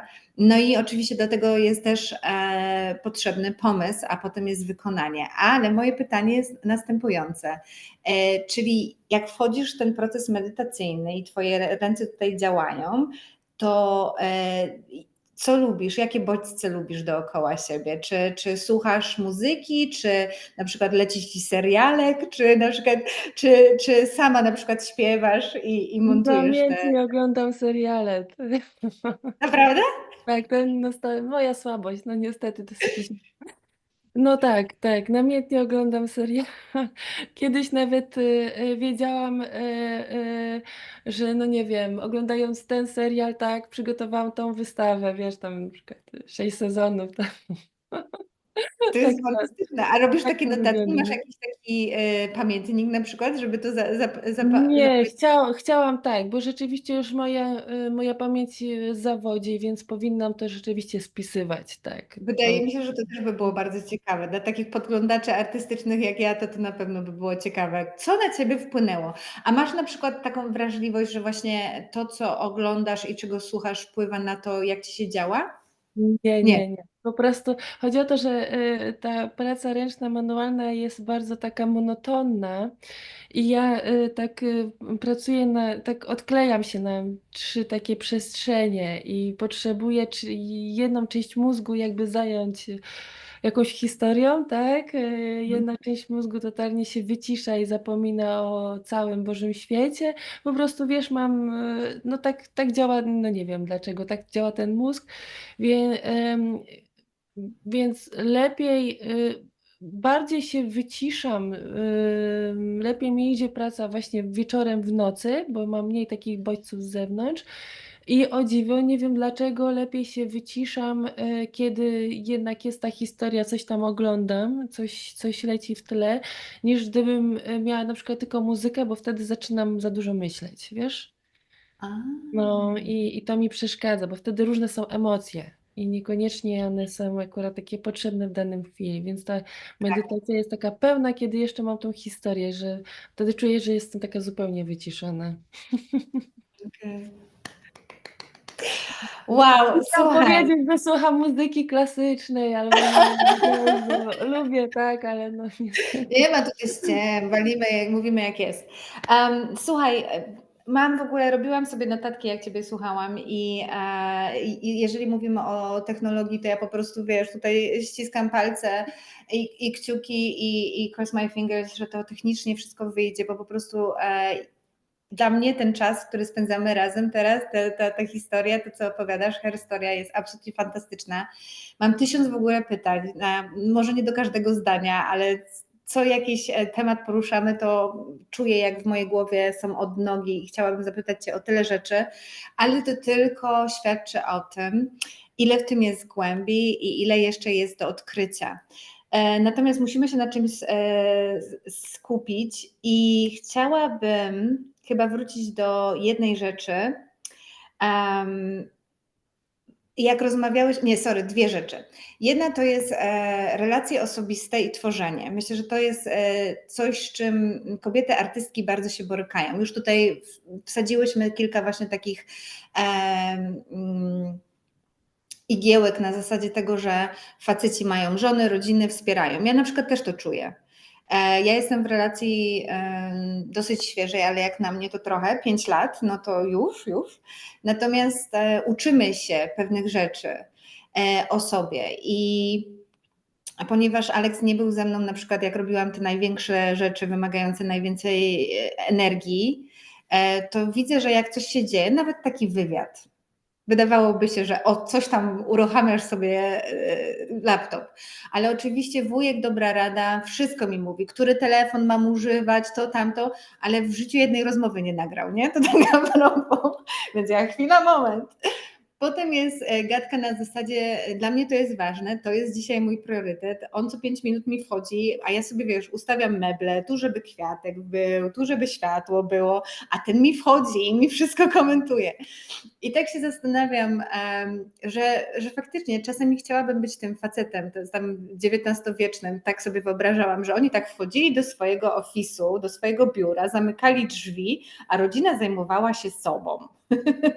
Właśnie żona ogarniała kuchnię, dzieci, a on tworzył i pisał, albo malował, albo robił co tam chciał, albo na przykład, nie wiem, bąki puszczał i dubał w nosie, bo nic nie robił, tylko uciekał przed obowiązkami, nie?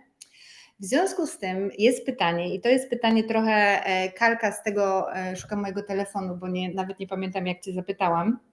Trochę z tego właśnie, co pisałyśmy. Czekaj, czy ja znajdę? Screen printa sobie zrobiłam. Oczywiście nie chodzi mi o to, żebyś pamiętała, co mi napisałaś, tylko właśnie temat, okej, więc ta część pomału, Palian, skup się. Ta część nazywa się wywiad nie rzeka, czyli ja dawałam otwarte zdania i chciałam, żeby artystka w tym momencie Pipa je dokończyła, czyli zdanie brzmiało: związki kontra, czemu kontra? Realizacja ambicji twórczo-zawodowych. Jak ty, bo zdradziłaś, że masz męża, to w pierwszym zdaniu wyszło, jak rozmawiałyśmy o ksywie, jak znalazłaś balans pomiędzy relacją osobistą, a właśnie potrzebą kreatywności, a jeszcze twoją pracą, a jeszcze twoimi pasjami? Nie no, wiesz, no mąż to jest taki największy fan generalnie, tak? On po prostu robi wszystko, żebym była szczęśliwa, mogła robić to, co chcę i żebym czuła satysfakcję. Jak tak wcześniej mówiłam tobie, że miałam ten moment wypalenia takiego twórczego i nie wiedziałam, czy wrócę do sztuki, no bo to jest takie uczucie, że no nie masz sił na nic, to on mówi: "No ale co będziesz innego w życiu robić?" O, wow. Ja mówię: "Jak nie będziesz, zajmować się sztuką, to będziesz nieszczęśliwa i co? Będziesz, marudna i nieszczęśliwa, zgorzkniała, no jak to sobie wyobrażasz?" Więc jednak, mąż jest tą osobą, która, no to najbardziej tak jakby wspiera i pomaga, tak? Na przykład jak trzeba być cicho, to jest cicho, ale oczywiście, że, dobra rada we wszystkim, tak? No tak, taka jest zaleta. Ja to doceniam generalnie, taką, doceniam to, że jest zaangażowany, tak, że się interesuje, że jest zaangażowany, że się przejmuje i to tak naprawdę a propos, to też jest fajne, nie ma social media w ogóle, nic nie mam, nic, nie prowadzi żadnego profilu, ale mnie najbardziej namawia na to, żebym ja prowadziła na przykład i chcę kręcić i tam, no, wiesz, to jest ja tego nie lubię, więc stwierdził, że on będzie kręcił, że on się tym zajmie, no to też jest, o czym świadczy, tak?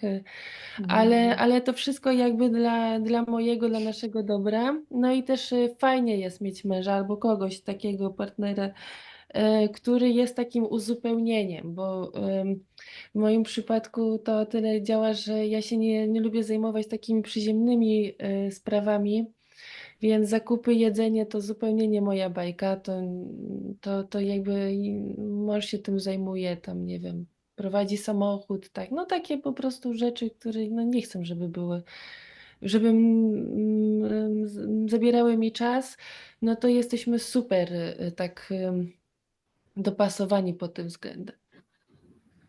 Rewelacja. Myślę, że Tak. dużo kobiet się tutaj teraz zastanawia, czy mój partner slash mąż jest moim fanem. Na pewno, Za na rozwody po tej rozmowie nie bierzemy odpowiedzialności, ale warto się zastanowić, z kim się jest. A propos zastanawiania, z kim się jest, to muszę wrócić, bo inaczej się uduszę, do jednej rzeczy, którą już jakiś czas temu poruszyłyśmy, kiedy rozmawiałyśmy o wsparciu. I wydaje mi się, że dalej nie usłyszałam odpowiedzi na temat, jak to zrobiłaś? Czy myślisz, że to faktycznie jest charakter, czy może faktycznie wychowałaś się i miałaś od najmłodszych lat takie wsparcie, że wiedziałaś, że chcę powiedzieć nawet, że ci wolno, ale mam wrażenie, że niektóre dzieci i dziewczynki myślą, że im nie wolno być artystkami, bo mają właśnie te naleciałości, albo się je wychowuje właśnie do tego, żeby były wsparciem dla artystów. E, I to jest jedna rzecz. A druga rzecz to właśnie, że chyba słyszałam, że wspomniałaś o zazdrości, że ludzie, którzy mówią właśnie tym dzieciom, tym nastolatkom, że się nie da zarobić ze sztuki, że tam jest zazdrość. Ja natomiast chciałam tutaj zaryzykować stwierdzenie, mam taką tezę, i to przede wszystkim o Polakach, ale nie wyłącznie, że to jest strach. I ja używam takiego dobitnego, a wręcz pewnie brzydkiego stwierdzenia, że oni żygają strachem. O co chodzi? Chodzi mi o to, że na przykład dawno temu oduczyłam się mówić ludziom o moich planach.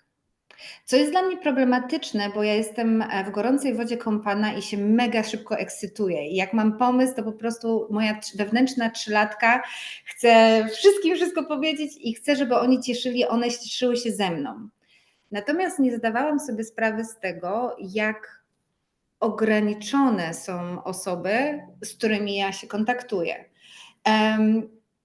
I teraz właśnie z osobami, którym ufam i które wiedzą, że potrafię być odrobinę dosłowna albo wulgarna, mówię, nie żygaj na mnie swoim strachem. Bardzo Mam wrażenie, podoba mi się. mam Bardzo wrażenie, to jest dobitne, ale czasami mam wrażenie, że oni nie zdają sobie sprawy z tego, bo ja na przykład mogę żyć sobie na swojej różowej chmurce, jak muminki, tak?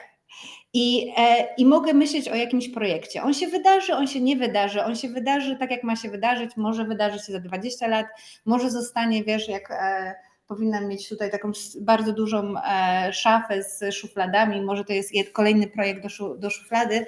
Natomiast ten moment, kiedy jest taka iskierka tego pomysłu, ja uwielbiam. On jest może nawet uzależniający. Ale to też idzie w drugą stronę. Pipa, na zasadzie takiej, że bardzo zwracam uwagę na to, jak ja reaguję, jak ludzie dzielą się ze mną swoimi pomysłami.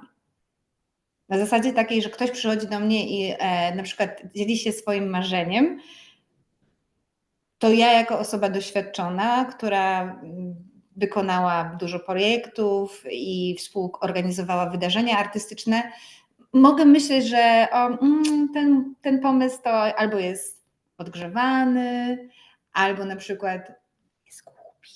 Whatever, tak? Ale to jest tylko i wyłącznie moja ocena. I w tym momencie muszę pamiętać o tym, jak ja bym się zachowała, jak ja bym się poczuła, jakby ktoś właśnie chciał zgasić ten entuzjazm trzylatki. Tylko że, i tutaj wracamy do tego motywu, ja z Polski wyjechałam 20 lat temu i mam wrażenie, że wychowując się w Jaworznie miałam bardzo dużo tego dookoła siebie. Że właśnie ludzie by powtarzali cały czas, że się nie da, że jestem kobietą, że najpierw jest praca, przepraszam, dziecko, mąż, praca, bla, bla, bla, bla. Wiemy, o co chodzi, tak? Powiedz mi, gdzieś ty się uchowała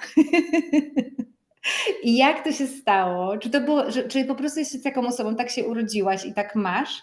Czy na przykład wiedziałaś, że ludzie, za przeproszeniem, żygają na ciebie swoim strachem, a wiedziałaś, jak to odbić?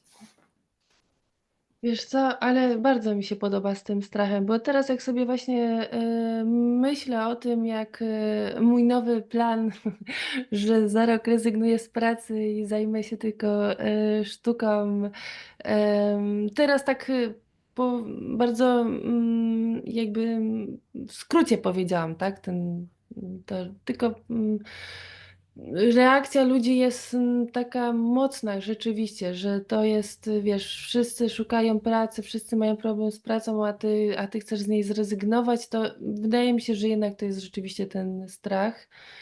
I to tak, to jest brakowało mi tego. To jest strach, masz rację, podoba mi się. Co ze mną?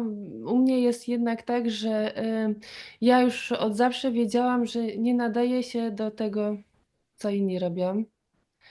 Już w liceum wiedziałam, że ja pójdę tylko na studia artystyczne, że się nie nadaję na żadne inne, że naprawdę nie chce mi się aż tyle czasu poświęcać na te egzaminy, na wkuwanie i tak dalej, że trochę mi szkoda tego czasu, że chciałabym trochę inne rzeczy porobić.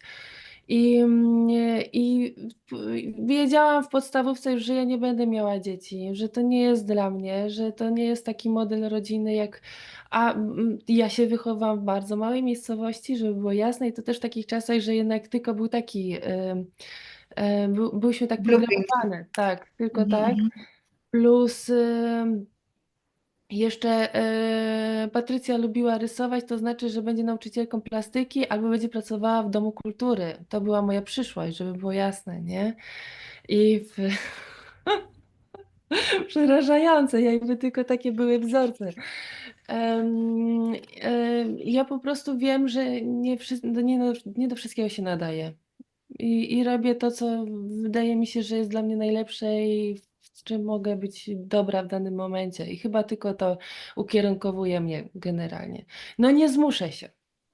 Mhm. No nie dam rady. No i I te tu wchodzi zazdrość. I tu moim zdaniem wchodzi zazdrość, że ludzie zazdroszczą osobom takim jak ty, że no one się musiały zmusić, to ty też tak musisz, bo musisz. To okej, to teraz widzę, gdzie wchodzi zazdrość. Takie łopatologiczne dostosowywanie się do. Natomiast my nagrywamy tą wiadomość, tą rozmowę dla osób, które wiedzą, że nie trzeba, że nic nie muszę, wszystko mogę. Bardzo mi się podobało. W ogóle dziękuję Ci, bo widzę, że poświęciłaś bardzo dużo czasu na te odpowiedzi, na ten wywiad pisemny. Czytałam je pełna zachwytu i coś, co wydaje mi się, że może nie wybrzmiało do końca tutaj, chociaż na początku wydaje mi się, że wspomniałaś, że żyjesz tak, jak chcesz. Czy dobrze zapamiętałam? Tak jest. I to jest takie absolutnie przepiękne przesłanie i wydaje mi się, że znowu to jest może nie do końca to, co słyszę, że ludzie są w stanie zrobić. Więc wszystkie Was zapraszam na profil artystki Patrycja Pipa-Piwosz na Polish Women Artists, Sztuka Kobiet. Tam do przeczytania, do wysłuchania. Mam nadzieję, że do obejrzenia. Trudno by było, jakby 2 godziny w ogóle naszego gadania poszło na marne. Odpukać, gdzie mogę odpukać. Natomiast na sam koniec, o ile się zgodzisz, chciałabym Cię zapytać, spróbujemy coś nowego. Czekaj. Wydaje mi się, że, bo mi się tylko wszystko wydaje, że fajnie by było usłyszeć odpowiedzi. Oczywiście one mogą być inne, od tego wywiadu nie rzeka. Myślę, że to też by była fajna rolka. Please, wybacz mi, wiem, że to jesteś media społecznościowe, nie, ale takie pytanie, odpowiedź. Możemy to spróbować? No możemy, tak. Okej. Czyli wywiad nie rzeka, Poli Palian, Patrycja Pipa-Piwosz. Jeszcze to. Kilka pytań otwartych. Jestem? Artystką wizualną? Fajna ze mnie baba, bo Nie wiem. tego nie napisałaś, i to też Nie jest bardzo ciekawe. napisałam, no. Fajna z ciebie baba, bo jesteś niesamowicie kreatywna, bardzo ciepła, bardzo łatwo nawiązuje mi się z tobą kontakt i podziwiam cię od lat i jesteś zajebista. Okej. Kiedy się stresuję, to Mm, Chciałabym być kimś innym, albo żałuję, że jestem taka, ja jestem. mhm. E, Kawę piję, Rano, zawsze zakupy rano. zwykle, Nie robię. mhm. Tak. Sztuka to dla mnie.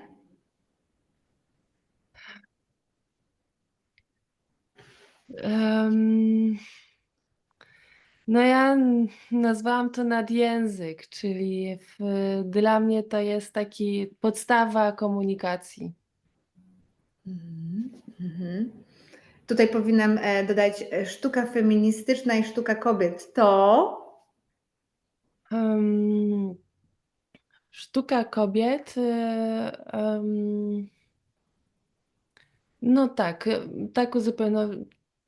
Ja napisałam tak, że generalnie zajmuję się, że jestem artystką, tak, i jestem reprezentantką sztuki kobiet, bo jestem i jestem z tego bardzo dumna.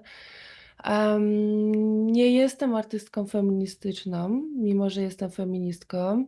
Od zawsze, ja już w podstawówce wiedziałam, że będę, ja jestem feministką i to było dla mnie, tak mnie też trochę mama wychowywała, ale jednak sztuka feministyczna ma pewne wytyczne, których ja jednak nie spełniam. Tak mi się wydaje, że tutaj by Okej. niektóre artystki feministki mogły być niezadowolone.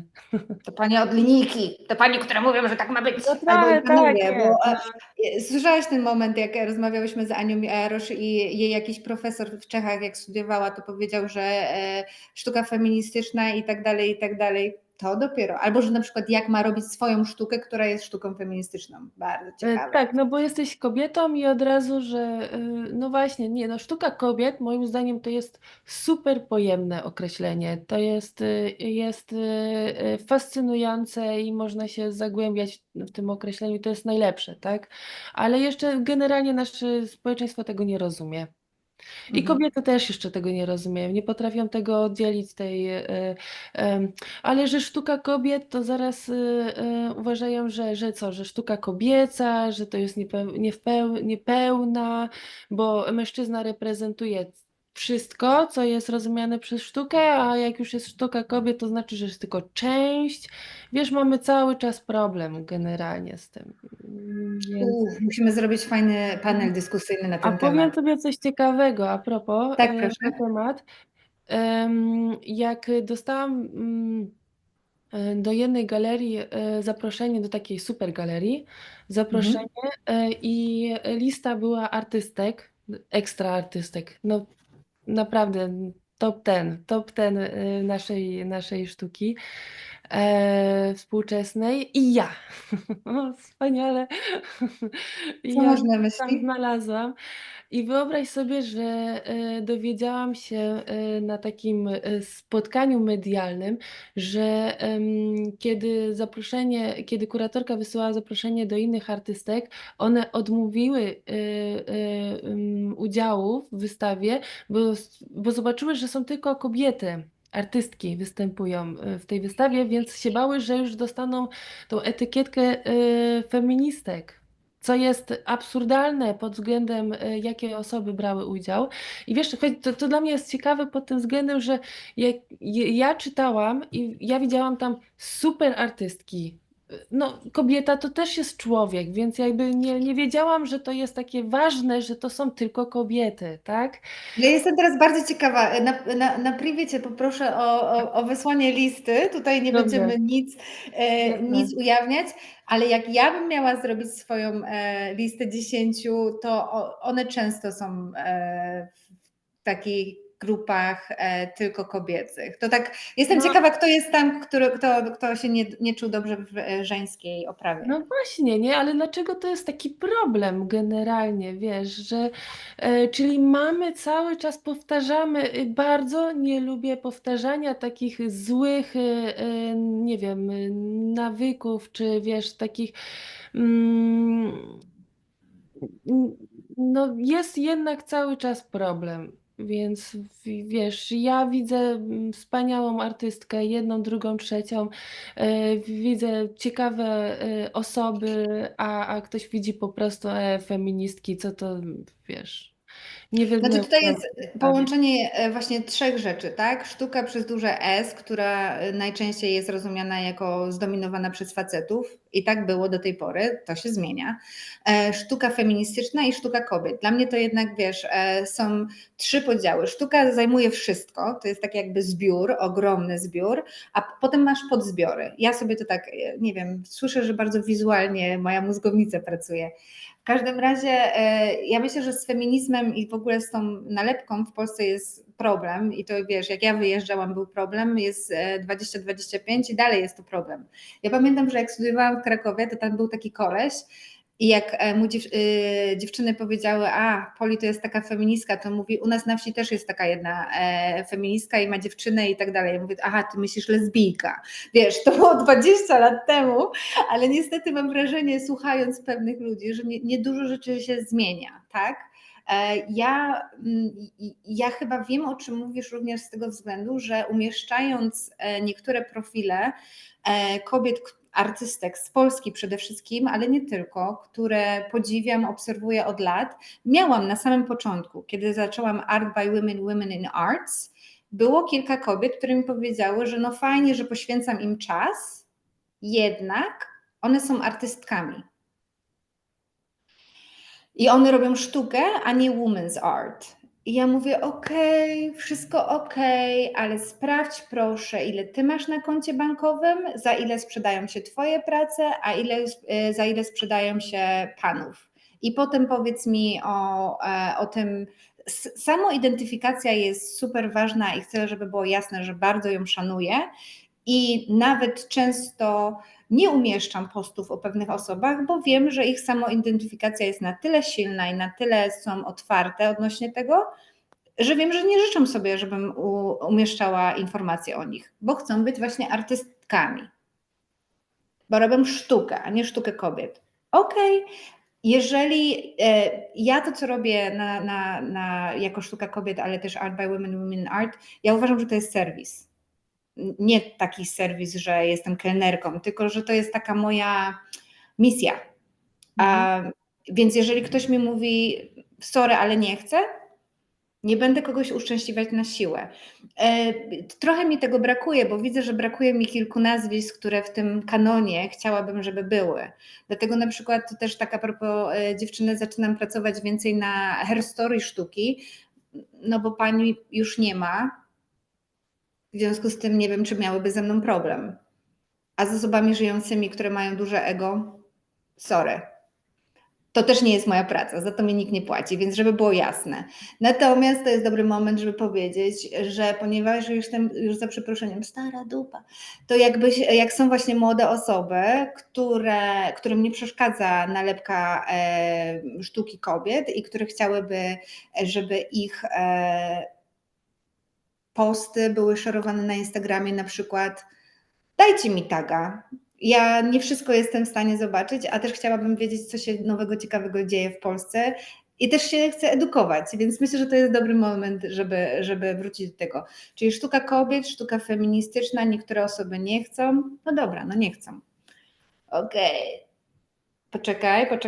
Już prawie, już. Gotowa? Polska jest.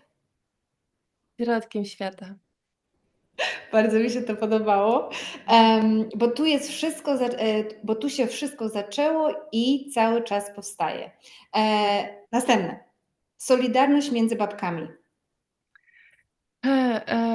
Solidarność